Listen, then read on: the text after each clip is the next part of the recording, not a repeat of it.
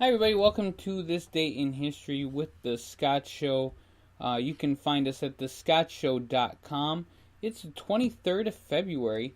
It's the 54th day of the year, and we are going to go right to it, and we'll go right to 1455. And that is the traditional date for the publication of the Gutenberg Bible, the first Western book printed in movable type. And then we'll go to 1739. At York Castle, the outlaw Dick Terrapin is identified by his former school teacher. Terrapin has been using the name Richard Palmer since 1739. In 1778, the American Revolutionary War, Baron von Steuben arrives at Valley Forge, Pennsylvania, to help train the Continental Army. In 1836, the Siege of the Alamo. This is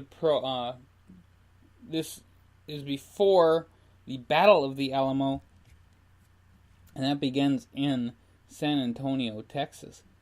In 1847, the Mexican-American War, the Battle of Buena Vista. We talked about this a little bit yesterday. American troops under future President Zachary Taylor defeat Mexican General Antonio Santa Anna. In 1854, the official independence of the Orange Free State is declared. In 1861, President-elect Abraham Lincoln arrived secretly in Washington, D.C. after thwarting an alleged assassination plot in Baltimore, Maryland. 1870, the Reconstruction area post-U.S. Civil War military control of Mississippi ends, and it is admitted to the Union. In 1883, Alabama becomes the first state to enact an antitrust law. In 1886, Charles Martin Law produces the first samples of man-made aluminum after several years of extensive work. He is assisted in this project by his older sister, Julia Hall. In 1887, the French Riviera is hit by a large earthquake, killing over 2,000 people. In 1903, Cuba leases Guantanamo Bay to the United States in perpetuity. 1905, Chicago attorney Paul Harris and 3 other businessmen meet for lunch to form the Rotary Club, the world's first service club.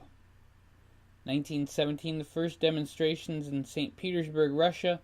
It is the beginning of the February Revolution.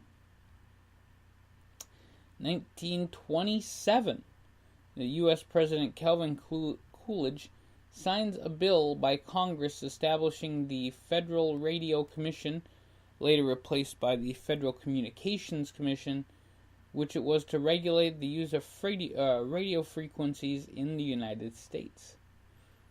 1927, German physicist Werner Heisenberg wrote a letter to fellow physicist Wolfgang Pauli, which describes his uncertainty principle for the first time.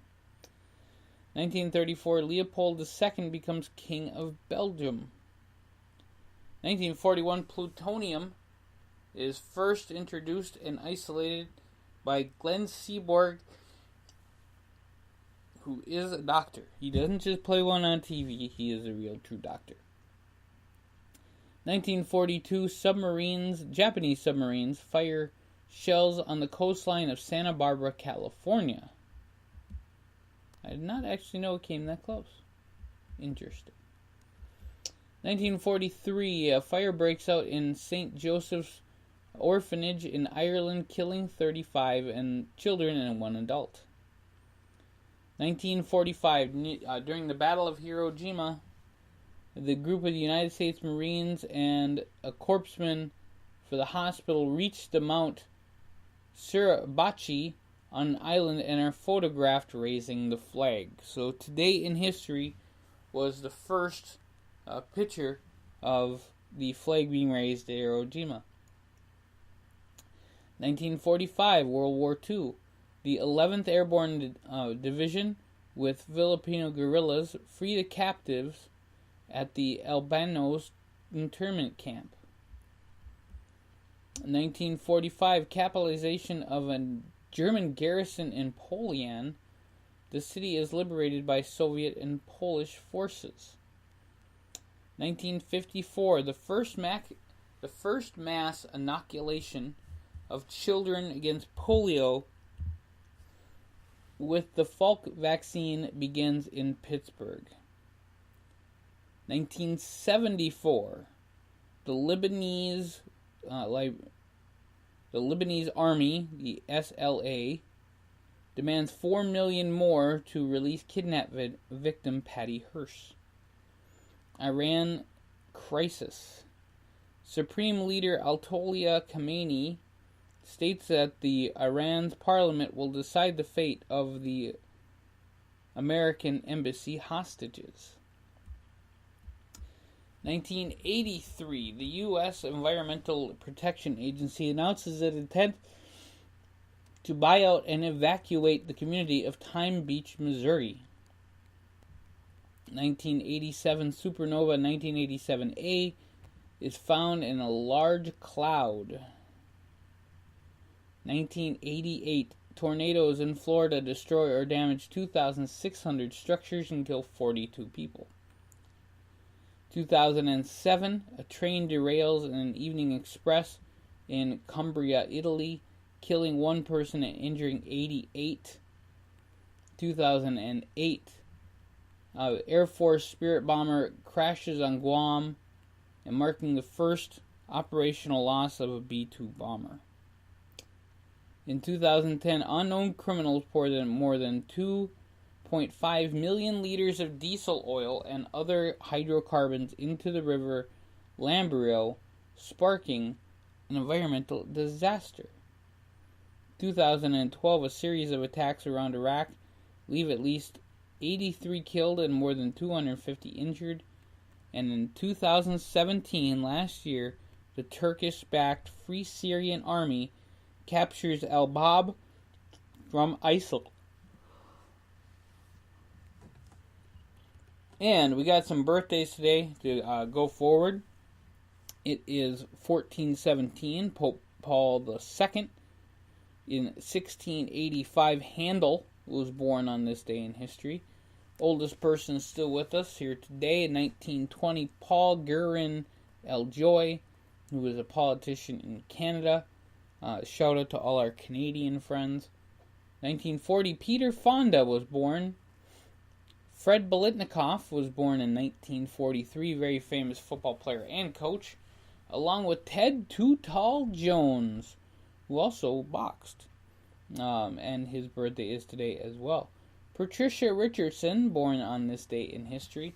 Flip Saunders, very famous coach and basketball player. He coached the Minnesota Timberwolves and died 3 years ago now. It would have been his birthday today. Bobby Bonilla was born on this day in history. Steve Stryker, SC Cup, happy birthday to SC Cup. You can catch her on CNN all the time on Unfiltered with SC Cup. Emily Blunt and Dakota Fanning, all born on this day in history. Just have a few deaths to cover. Pope Eugene IV died 1447. John Keats died on 1821. The sixth President of the United States, John Quincy Adams, died in 1848. And in 2003, we lost one of the best bass players out there, Howie Epstein, died this day in history. So, folks, it is National Banana Bread Day here in the United States. It's National Day in Brunei. It's Red Army Day in the Soviet Army, in the Soviet Union. So, the Defender of the Fatherland in Russia, and Belarus, the Defender of Fatherland and Armed Forces Day. So, that is what we got going on this day in history. Thank you guys so very much, and we'll catch you here real soon on thescottshow.com.